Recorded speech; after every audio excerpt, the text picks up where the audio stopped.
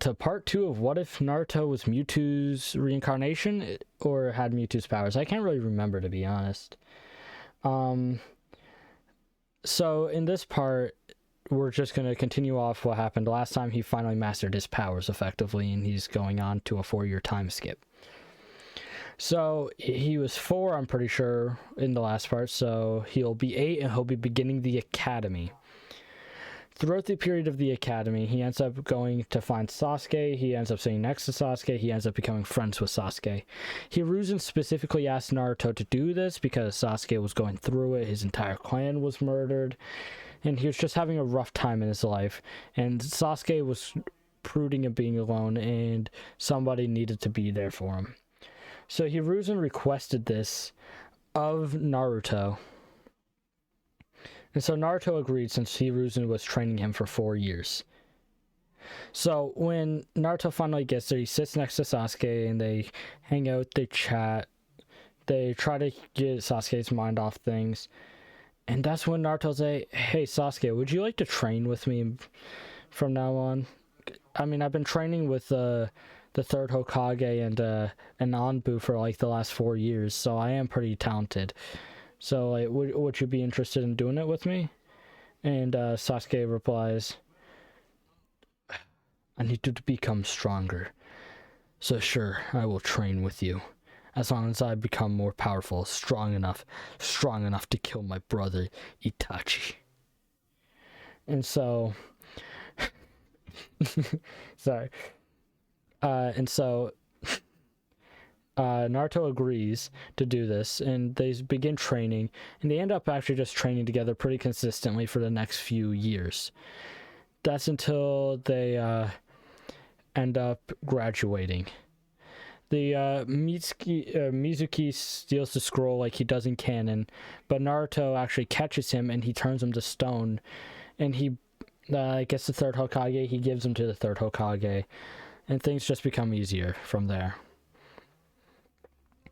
And so Naruto and Sasuke are just chilling, you know.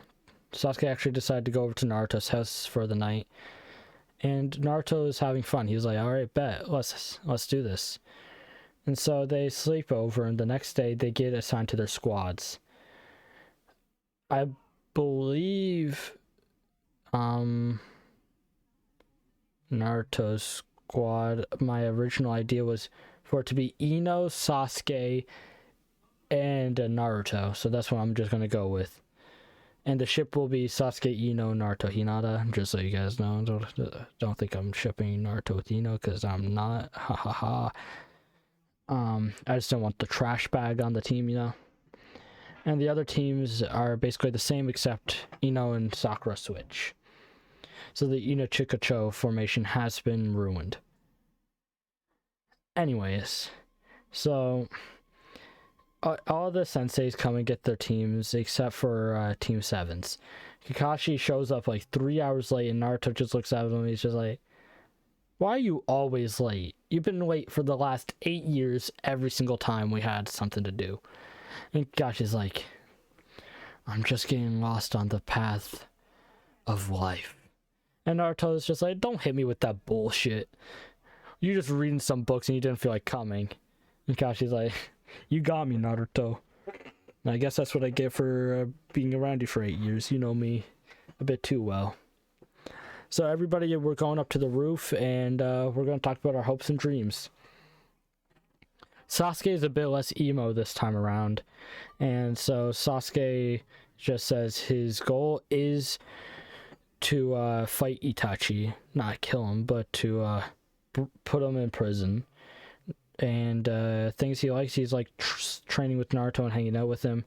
Naruto's like, I want to become Hokage, I enjoy hanging out and training. And it's just like, I want to become the next clan leader of the Yamanakas, and I want to be the strongest at the mind transfer jutsu. And Kakashi's like, okay, these are some decent goals. These are pretty good goals, actually. Pretty entertaining. So tomorrow you will meet me at the training grounds. And so They're like, okay. And he's like, you will not eat anything for breakfast, and you will be there at 7 a.m. And they're like, okay. So we're going to skip to the next day. They're all there. They wait their 2 hours for Kakashi to arrive at 9 a.m. And they have until noon to get the bells from Kakashi. Kakashi has his guard up because he knows how strong Naruto and Sasuke are since he's been training them. He doesn't know anything about Ino, but she's not going to be strong enough to take over his mind. He knows that. So Naruto looks at Sasuke and Ino. He's just like, this test is going to be about teamwork, so we have to work together well. So what we will do is I will use my psychic powers to get the bells off of him. So what will happen, I'll start a taijutsu battle with him, and then I'll let him hit me away, and that's when you start your own taijutsu battle with him. Sasuke and Ino, you will slowly come up behind him. And at the last possible second, I will come up and take the bells. Chances are he's going to substitute out of the way. However, I'll use my telekinesis to get them off of him before he can. And they're all like, okay, game plan, go. And Naruto hops out of the bushes and starts this pretty cool looking taijutsu battle with Kakashi. And they end up going toe to toe for a while. And so then he lets Kakashi kick him away, where Sasuke comes in and starts his own taijutsu battle, where Ino slowly comes up behind Kakashi and tries to hit him, and she misses because Kakashi dodges it and keeps blocking Sasuke. And that's when Naruto comes out of nowhere and jumps and goes for the bells, but he uses his minds to get them out, but it looks like his hands are going first. But he got them off Kakashi, and Kakashi substituted, and then Naruto just looked at Kakashi's like, you lost. And Kakashi's like, what do you mean I lost? What? And so and then Naruto just holds the bells and is like, you couldn't keep these away from me. And Kakashi's like, how? And Naruto's like, my hand was the bait. My mind was the tool. And Kakashi's like, damn it, I should have foresaw that. Well, I guess you guys passed, and you guys did use some pretty good teamwork, so yeah. And then Naruto looks at Kakashi. He's like, do you want to come to Ichiraku Ramen with us to celebrate us being a new team? Team 7. And Kakashi's like, sure. And like in the filler episode, they don't actually see his face because they look away at the last possible nanosecond. And yeah, stuff like that. So we're going to go to when they are all at the Hokage's office, and the third Hokage starts giving them D-rank missions. They continue doing these D-rank missions for the next, let's go, 2 weeks. For the next 2 weeks, they do these D-rank missions. And so eventually Naruto just looks at the Hokage. He's like, you sent me on Anbu missions and you're making me do D-rank missions. I think it's about time you give us a more difficult one. And so the third Hokage is like, okay, Naruto, I'll give you a more difficult one. And so it comes in because Warther's Anbu decided to bring him inside of the Hokage's office. And the reaction is, Tazuna looks at them and is just like, they're giving us such an aura of power, but they look so weak. I don't know how to feel about these people. And so Tazuna is just like, okay, so these are the people who are escorting me. And the third Hokage looks at him and is just like, yes, these are the people who will be escorting you today. And they will stay with you until you complete your bridge building, just to make sure you are safe from the bandits and the stuff. And so Team 7 agrees, and they end up setting off. And after they set off, on their way, they encounter a puddle that shouldn't be there since it hadn't rained for days. And they continue past it, but Naruto's guard is completely up when he senses 2 people jumping at them with weapons, and Naruto just uses his psychokinesis, and he just stops them in their place, okay? They just can't do anything anymore. And so he looks at them and he's like, why are you here? And they're like, we're here to kill him. And Naruto's confused and he's like, interesting. And so he turns both of them to stone and he leaves them there. for eternity, really.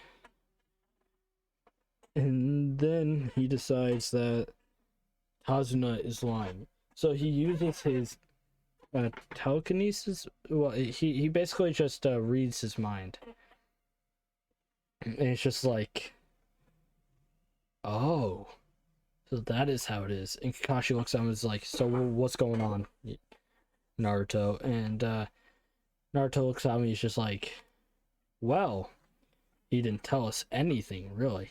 So basically, there's this gang leader, Gato, who's trying to stop them from building the bridge.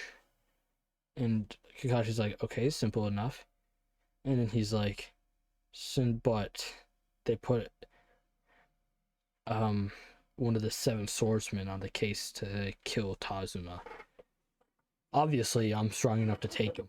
However, this should be around a B rank mission, if not higher. And so Kakashi's like, you should have told us this from the start. But they are kind of worried, so that's just how it is. Anyways, so they continue on and they bring them towards the land of the waves. They see this bunny, and Naruto knows exactly what's about to happen. And so what Naruto does is he's just like, I don't feel like fighting right now. I'm feeling kind of lazy. So he picks everybody up with his mind, and then he just flies them all over to the land of the waves. And so a few days later is when Tazuna is about to finish the bridge building, but Haku and Zabuza pull up.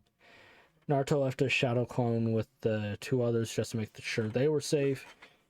A nice few bodies ended up being dropped that day. However, Naruto turned all of Zabuza and Haku to stone. He turned them to stone, and then he undid their heads, and he was like, do you guys want to go back? And they were terrified because it was nothing. They were just in nothing, and it was the most scary thing they had ever faced. And Naruto looked at them, and they were just like, we give up. And Naruto looks at them, and he's just like, you 2 will be my new henchmen. And so Naruto decides that they're going to be his new henchmen, and he's going to ask the 3rd Hokage. And so after Tazuna finishes the bridge, everything happens. They head back to the Hidden Leaf village. And in the Hidden Leaf is when they finally meet up with the 3rd Hokage, and Haku and Zabuza are there too. And Naruto looks at the 3rd Hokage and he's like, these 2 will be my subordinates. And so the 3rd Hokage is like, are you sure about this, Naruto? Because if they commit any crimes, you will be facing the punishment the same as them. Naruto's like, they're under my command, and they will not do it, I promise. I know they will not. They're too scared to after I did what I did. And Hiruzen's like, just what did this Naruto do to them? And so, anyways, Hiruzen agrees to let them be with Naruto. And so Naruto ends up going back to his house with them too, and they sit down and they just chat for a while. And Naruto explains that he's either thinking about becoming Hokage, and if they do not choose him as the Hokage, he will go create his own village and become the Kage of there. All he was ever wanted is to be accepted, and that's all he ever will want. And then he actually decides to tell them about this strange dream he's been having. And so it was about so the dream really is just Mewtwo's creation. And how everything is sad, how Mewtwo goes wild, all this stuff. And they're like, what? How do you have so much detail about something that's not even real? And Naruto's like, I don't know, but I want to know. What's happening is Mewtwo's consciousness from a different universe is entering Naruto, and that's why he has the powers he has. And he's starting to remember some of Mewtwo's memories. And so Naruto actually decides that he wants to get to the bottom of it.